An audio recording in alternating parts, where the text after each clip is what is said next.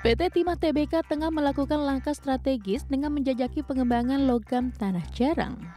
Persero menyampaikan bahwa Presiden Prabowo Subianto sudah memberikan arahan tegas untuk fokus pada pengolahan logam tanah jarang.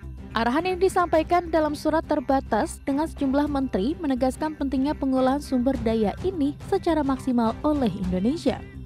Tins melihat potensi besar dalam logam tanah jarang yang bisa dimanfaatkan dari aktivitas pertambangan timah.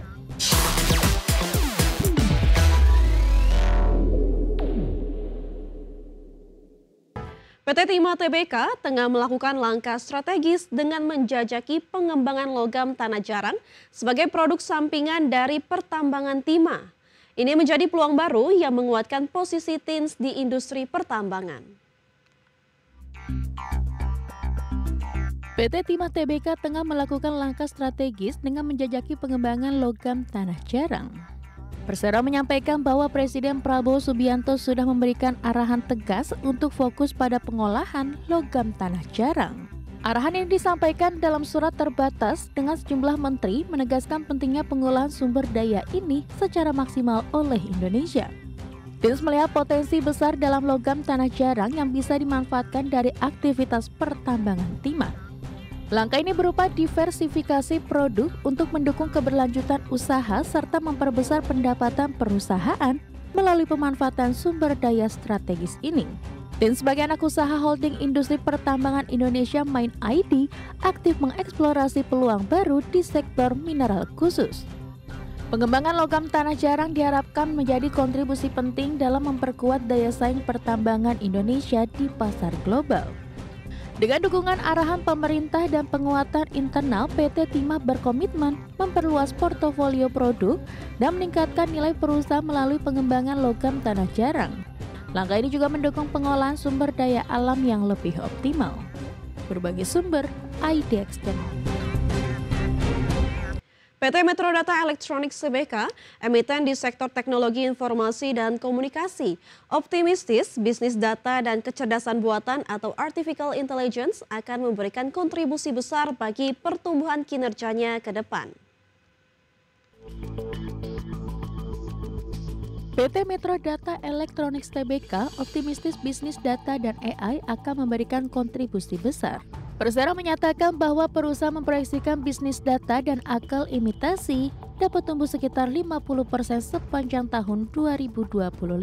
Proyeksi ini didasari oleh pencapaian positif tahun sebelumnya di mana sektor bisnis digital tersebut tumbuh hingga 56% secara year on year. Kinerja positif di sektor bisnis data dan AI pada 2024 menjadi fondasi keyakinan MTDL untuk melanjutkan ekspansi dan pengembangan layanan. Perusahaan berencana menggenjot penetrasi pasar serta inovasi produk demi memperluas kontribusi pendapatan dari segmen teknologi mutakhir ini. Persero menegaskan inovasi teknologi dan kerjasama strategis dengan berbagai mitra menjadi kunci untuk mempertahankan laju pertumbuhan bisnis data dan AI. Upaya ini untuk memastikan Metro Data Electronics tetap kompetitif dan relevan menghadapi perkembangan pesat di industri teknologi. Metro Data Electronics membuktikan komitmennya dalam transformasi digital dengan memperkuat bisnis data dan AI sebagai andalan pertumbuhan. Optimisme tinggi tetap dijaga untuk mencapai target dan menghadirkan solusi teknologi terbaik di masa depan. Berbagai sumber, IDX Channel. Kembali bersama kami pemirsa, Bank Rakyat Indonesia atau emiten yang berkode saham BBRI kembali menegaskan komitmennya dalam mendukung sektor UMKM sebagai penggerak utama ekonomi nasional. BRI menyalurkan lebih dari 1.000 triliun rupiah kredit UMKM hingga paruh pertama 2025. Bank Rakyat Indonesia atau BRI kembali menyalurkan kredit UMKM. Direktur Utama BRI Heri Gunardi menyebut total penyaluran kredit perseroan tumbuh 6% secara tahunan menjadi 1.416,6 triliun rupiah.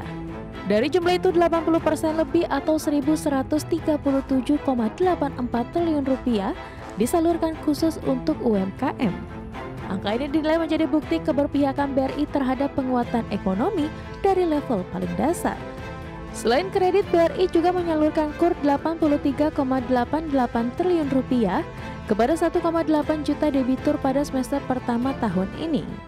Dana tersebut mencakup dukungan bagi UMKM yang menjadi pemasok program makan bergizi gratis pemerintah. Perseran turut menyalurkan FLPP senilai 13,35 triliun rupiah untuk hampir 98.000 masyarakat berpenghasilan rendah serta mendukung program koperasi desa melalui pembiayaan dan solusi digital. Bank BRI menghadirkan 1,2 juta agen briling di lebih dari 97.000 desa dengan volume transaksi 843 triliun rupiah. Program Desa Brilian dan Klasterku Hidupku juga terus berkembang dengan ribuan desa binaan dan puluhan ribu klaster usaha produktif. Adapun melalui link UMKM dan 54 rumah BUMN, BRI telah menghubungkan jutaan pelaku usaha dengan pasar serta menyelenggarakan lebih dari 16.000 pelatihan untuk meningkatkan kapasitas UMKM. Berbagi sumber, IDEX Channel. PT Sentral Omega Resources Tbk tengah mendapatkan sorotan positif dari pasar saham menjelang rencana ekspansi ke sektor hilirisasi nikel. Jika terwujud, langkah ini diprediksi akan mendongkrak valuasi saham perusahaan secara signifikan.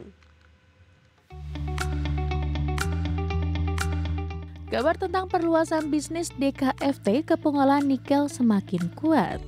Rencana ini menjadi bagian dari strategi perusahaan untuk memperdalam nilai tambah dari sumber daya mineral dan mengkokoh kehadiran di industri pertambangan nasional dan global. Ekspansi ke hilirisasi nikel diyakini akan meningkatkan nilai perusahaan dan menarik minat investor. Pergerakan saham DKFT menunjukkan respon positif terhadap prospek jangka panjang yang lebih cerah akibat diversifikasi usaha ini. Pengembangan hilirisasi mineral termasuk nikel diyakini akan meningkatkan kapasitas produksi dan nilai output perusahaan.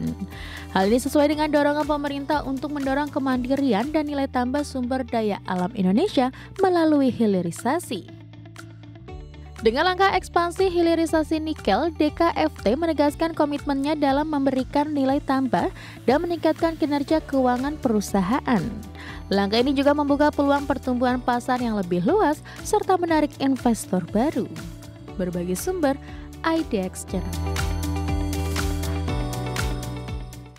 Pemirsa, kita beralih ke update penutupan IHSG sesi pertama, di mana IHSG hari ini ditutup menguat 0,3% ke level 7.929,3. Adapun IHSG tadi pagi dibuka di level 7.923 dan sempat menyentuh titik tertinggi di level 7.938. Adapun 352 saham mengalami penguatan, 283 saham mengalami penurunan, dan 167 saham tidak berubah atau stagnan. Dan dari sisi top losers atau top gainers, pemirsa, maksud kami, saham-saham mengalami penguatan tertinggi ada WIFI yang mengalami kenaikan 4,88%, ADRO mengalami kenaikan 4,32%, Brand mengalami kenaikan 9,58%, dan BRPT mengalami kenaikan 5,96%. Dari top losers, pemirsa, Cuan mengalami penurunan 3,24%, BMRI mengalami penurunan 1,63%, MTEK mengalami penurunan 5,51% dan BBRI mengalami penurunan 1,68%. Dari pergerakan sektoral, pemirsa, ada industri dan barang baku yang sama-sama mengalami penguatan di 2,52% dan 1,53%, sementara keuangan mengalami penurunan di 0,54% dan konsumsi non-primer sama juga mengalami penurunan di 0,39%.